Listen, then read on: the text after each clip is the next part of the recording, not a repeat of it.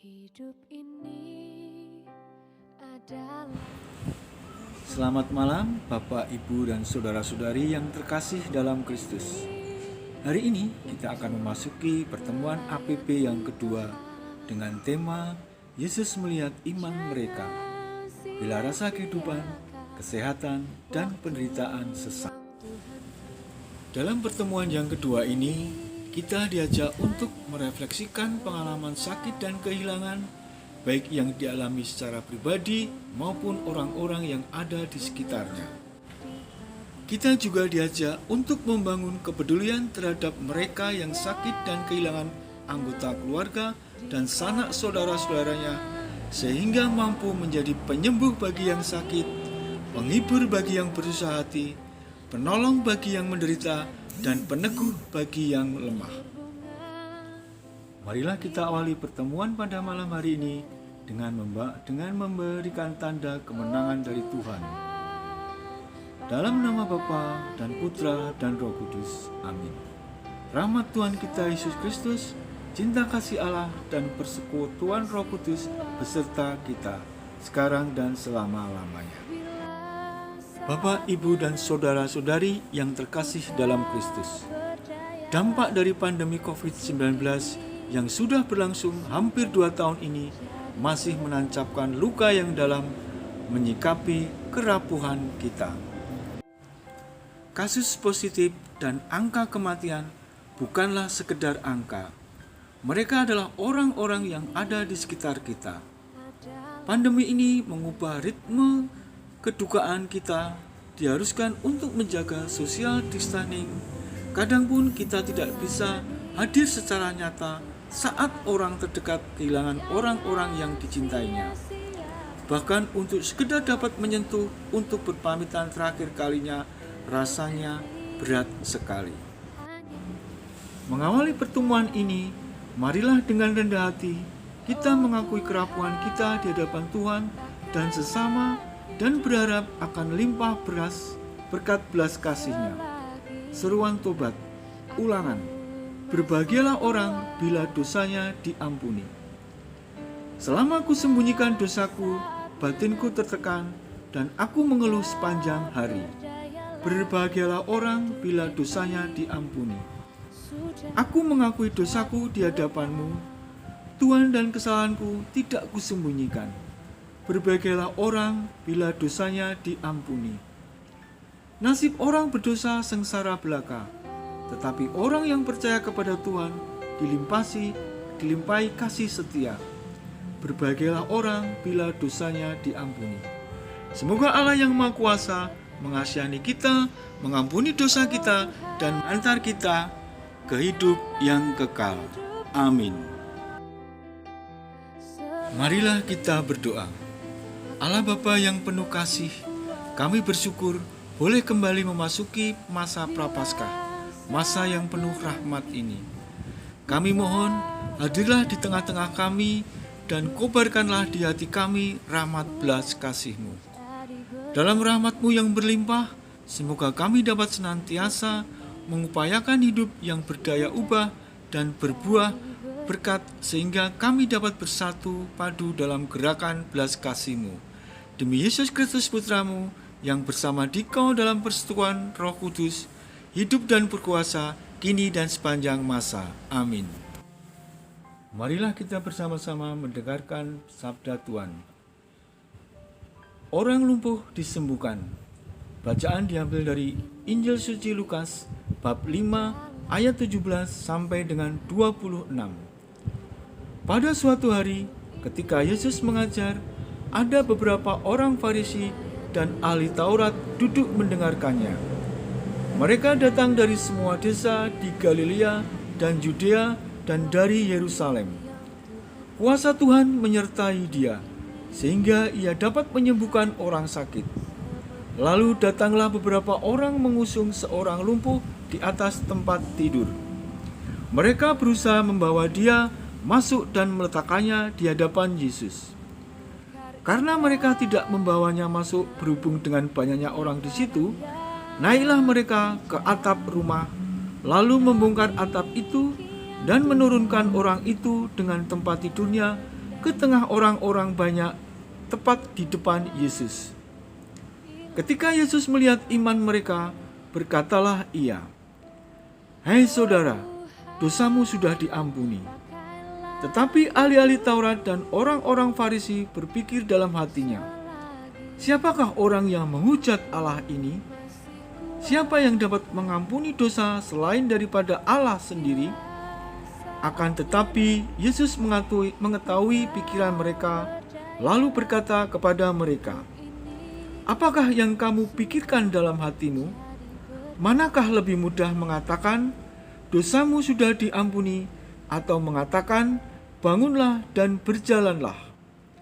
Tetapi supaya kamu tahu bahwa di dunia ini Anak Manusia berkuasa mengampuni dosa."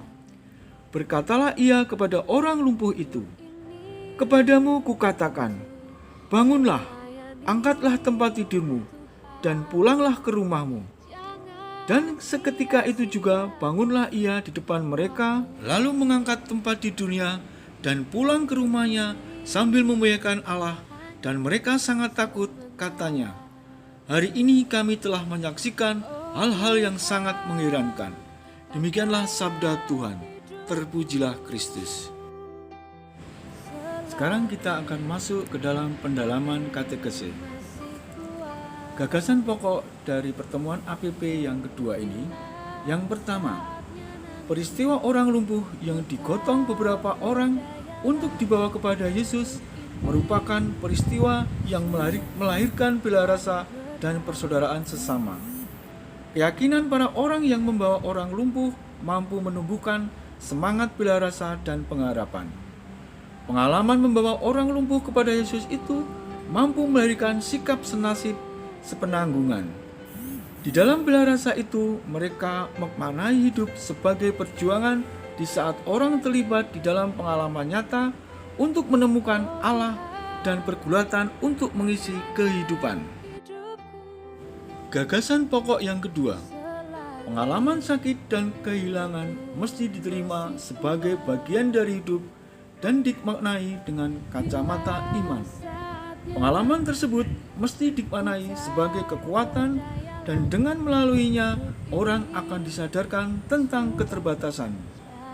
Pengalaman sakit, kehilangan, dan derita memang tak dapat ditolak, namun manusia dapat berjuang bersama Tuhan untuk mengatasinya. Berjuang bersama Tuhan berarti ikut bekerja dalam karya keselamatannya, yakni dengan membangun kepedulian terhadap mereka yang sakit dan kehilangan, sehingga tercipta komunitas yang berpengharapan dan menyembuhkan. Gagasan pokok yang ketiga, sebagai murid-murid Kristus, kita semua diutus untuk terlibat dalam karya keselamatan Tuhan. Kita diutus untuk menjadi penyembuh bagi saudara-saudari kita yang kehilangan dan berduka. Semoga kita dapat belajar untuk semakin peka dan berbela rasa dengan sesama untuk peduli mengulurkan tangan. Sekarang kita akan memasuki sharing pengalaman Bapak, Ibu, Saudara-saudari nanti bisa disampaikan melalui WA grup lingkungan.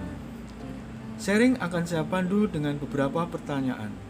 Pertanyaan yang pertama, melalui pengalaman COVID-19 ini, kita diajak untuk memaknai dan merenungkan pengalaman kehilangan.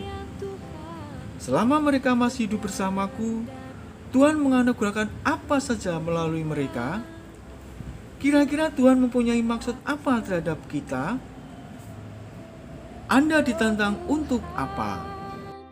Pertanyaan yang kedua, saat menerima berita duka, kita biasanya dapat membagi rasa kehilangan dengan berkumpul dengan orang terdekat. Bagaimana menemukan dukungan saat kita mengalami keterbatasan, tidak dapat bertemu secara fisik dengan orang terdekat? Pertanyaan yang ketiga, selain rasa duka yang kita rasakan lewat kehilangan, masa ini juga memberikan rasa duka berupa kekhawatiran yang berhubungan dengan ketidakpastian.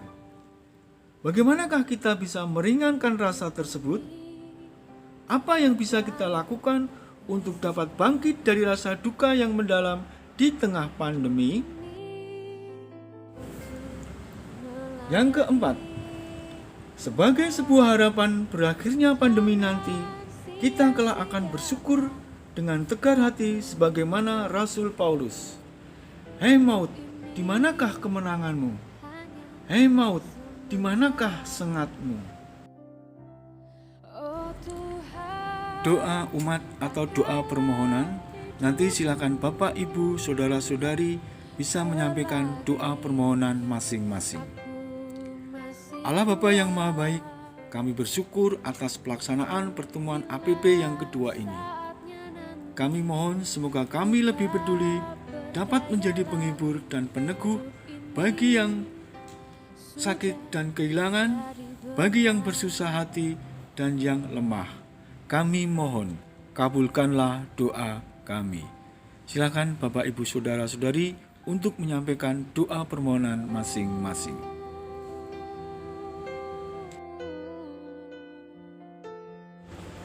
Marilah kita satukan doa-doa permohonan ini dengan doa yang diajarkan oleh Tuhan Yesus sendiri.